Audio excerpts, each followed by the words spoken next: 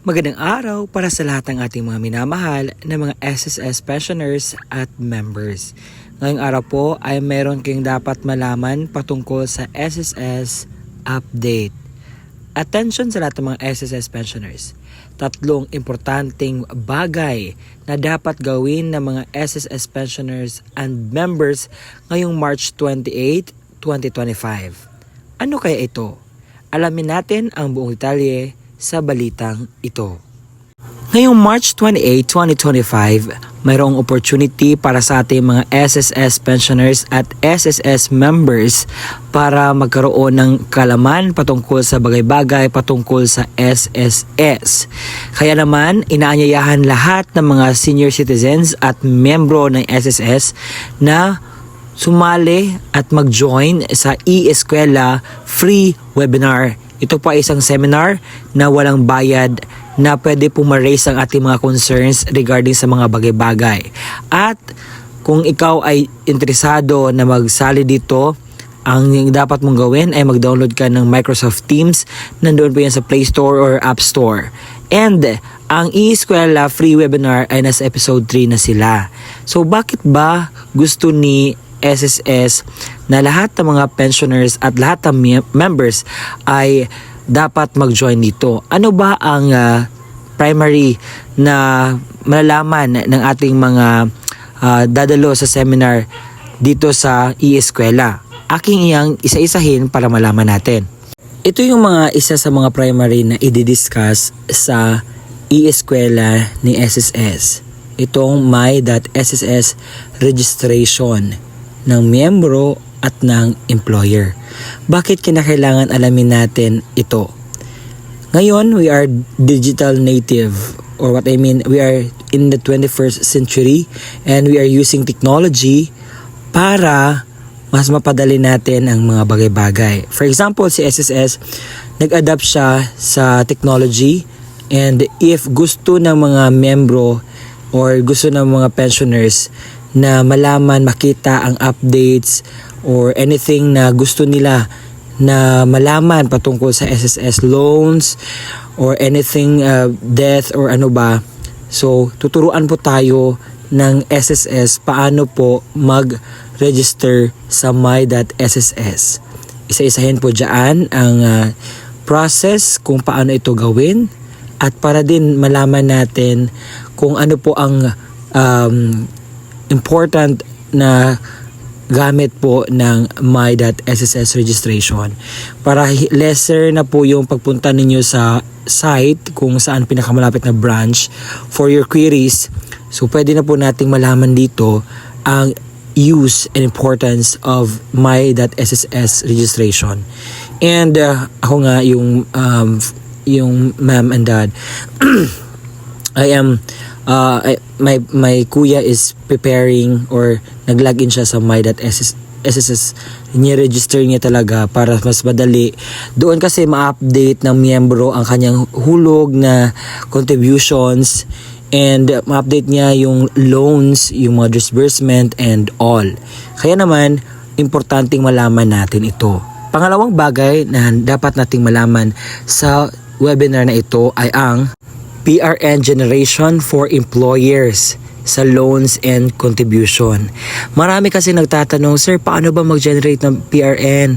Paano ba ito gagawin? So, ito po yung chance ninyo para malaman ninyo kung paano ba kadaling malaman ang pag-generate ng PRN. Ganun lang. So, opportunity na ninyo ito para malaman, lalo-lalo sa mga loans and sa contributions natin para wala na tayong queries pero meron tayong idea. Kasi if we are knowledgeable about a lot of things, mas madali natin gawin ang mga bagay-bagay. And itong webinar na ito is an opportunity for us to really join para ma-raise natin ang concern. Kasi yung iba nagtatanong sa mga vloggers, sa comment section, kasi minsan tinatamad na sila mag-join sa mga seminar, webinar. And for the information of everybody, mas importante po na mas ma-experience natin first hand ang lahat ng mga bagay. Kasi minsan, ang mga taong nanonood sa amin na gumagawa ng content is they are just watching what's very enticing to them or ano man yung mga vlogs na parang feel nila makatulong sa kanila, pero at the end hindi nila tatapusin as long as makuha lang konting content or konting idea or context na nakita nila sa vlog or napakinggan nila sa vlog is enough na. And palagi silang nagtatanong sa comment section, sir, paano to gawin, paano to ganito ganyan. Why not experience it firsthand na kayo ang sasali sa webinar at alamin niyo ang lahat ng mga bagay that could really help you to listen the queries in your mind. Oo. And pangatlong na ma-discuss na topic is ang disbursement account enrollment module. Itong DAEM. So minsan, sir, ang hirap gawin ng pag enroll ng disbursement account. Ano ba yan? Ganito, ganyan. Okay. It is a good privilege for us, no? Nasasali talaga. And ako nga, if I have time na sasali dito, I will do it. No? Kung hindi ako busy dahil sobrang hectic ng schedule ko na isingit ko pa nga ang pag-inform sa inyo sa ganitong paraan na maibigay ko ang dapat ninyong malaman na mga bagay na patungkol na opportunity. Kasi ako talaga, vlog ko yung some of the good opportunities that could really help us na ma-educate at para magawa po natin ng mga bagay-bagay. Kaya naman, sa March 28, this is the moment na dapat hindi natin sayangan o hindi sayangin. Let us not waste this opportunity dahil it really help us lalo na sa mga members or mga pensioners para kung meron pa kayong katanungan ganito ganyan with regarding to this matter, so mas madali na lang lagay sa utak natin, and also mas klaro ang pag first hand nyo po na experience or napakinggan, nakuha yung mga knowledge. And if you are interested to this webinar ngayong March 2028, ano ba yung gagawin mo? Paano ba mag-register? So ito yung pong i-scan niyo na code para mag-register.